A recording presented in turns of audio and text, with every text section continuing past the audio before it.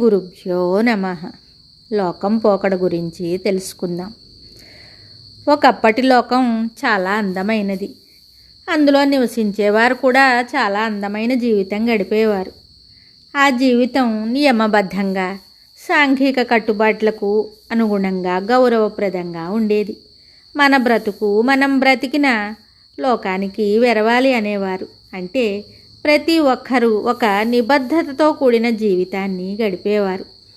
పల్లెల్లో అయితే ఆ ఊరంతా ఒక కుటుంబం అనుకునేలాగా, వారి మధ్య వివక్ష లేక తాతయ్య గారు, మామగారు, బాబాయ్ గారు, పిన్ని గారు, అన్న, వదిన, అత్త, మామ, అల్లుడు ఇలా అందరూ వరుసలు పెట్టి పిలుచుకునేవారు. అందులో ఎంతో ఆప్యాయత ఉంటుంది. ఆ ఆప్యాయతని వారంతా ఒకరికి ఒకరు ఇచ్చిపుచ్చుకునేవారు.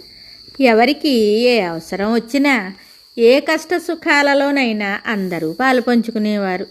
ఆ మనుషుల మధ్య తారతమ్యాలు, తరతమ భేదాలు ఎక్కువగా ఉండేవి కావు.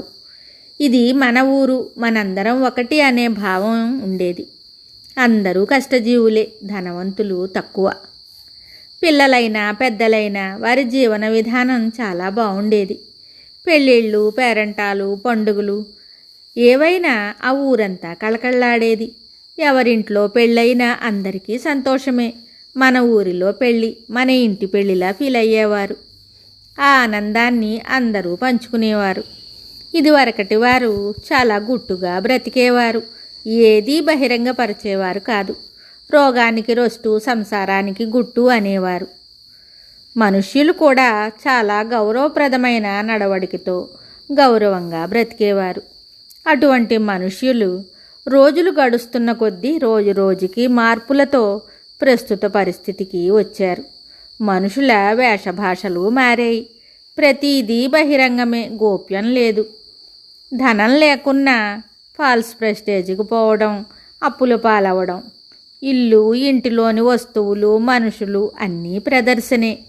ఇంట్లో ఎలా ఉన్నా బయటకు వచ్చినప్పుడు కూడా బాహ్య ప్రదర్శన ఎక్కువయింది. ప్రస్తుత పరిస్థితులు ఎవరికి ఏమీ అర్థం కావడం లేదు. ప్రస్తుతం ఇదంతా మన అభివృద్ధిలో భాగమే అనుకోవాలి.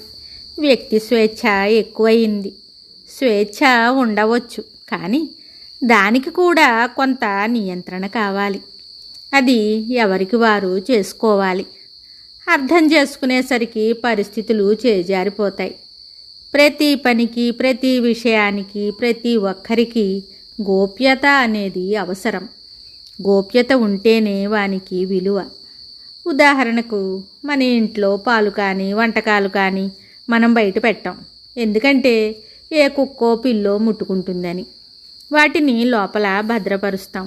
వాటి మీద ఏ గిన్నో బోర్లిస్తాం, వాటికి కనపడకుండా.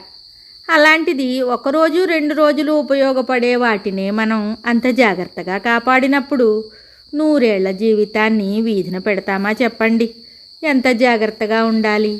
పచ్చని మొక్కలు ఉంటేనే పశువులు తింటాయని వాటికి 4 మండలు అడ్డు వేస్తాం. అలాంటిది మన అందమైన జీవితాన్ని కాపాడుకోవాలంటే మనకు చాలా గోప్యత అవసరం. బహిరంగ వస్తువు ఏదైనా దాని విలువను కోల్పోతుంది. మాట అయినా, మనిషి అయినా కొంత గోప్యత అవసరం. అన్నీ బహిరంగపరచకూడదు. మన జీవితం మూసిన గుప్పెడులా ఉండాలి, తెరిచిన గుప్పెడులాగా ఉండకూడదు.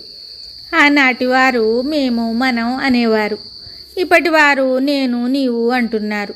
అప్పుడు పరిస్థితులకు ఇప్పుడు పరిస్థితులకు ఎంత తేడా ఉందో అందరూ గమనించాలి. మనం ఈ కంప్యూటర్ యుగంలో ఏం కోల్పోతున్నామో ప్రతి ఒక్కరూ తెలుసుకోవాలి. మళ్ళీ తిరిగి రాని మన జీవితాన్ని కోల్పోతున్నాం. అంటే మనం మనల్ని కోల్పోతున్నాం.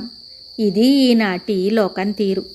దీని గురించి ప్రతి ఒక్కరూ ఆలోచించాలి. హరివిల్లు లాంటి జీవితాన్ని ఆనందంగా గడపాలి. అంతేకాని ఆ జీవితాన్ని అగమ్యగోచరం చేసుకోకూడదు. ప్రతి దానికి హద్దు, అదుపు ఉండాలి. ప్రతి మనిషికి కూడా ఈ హద్దులు, అదుపు తప్పకుండా ఉండాలి. అప్పుడే ఆ జీవితాలు అందమైన పూలతోటలా ఉంటాయి. శుభం.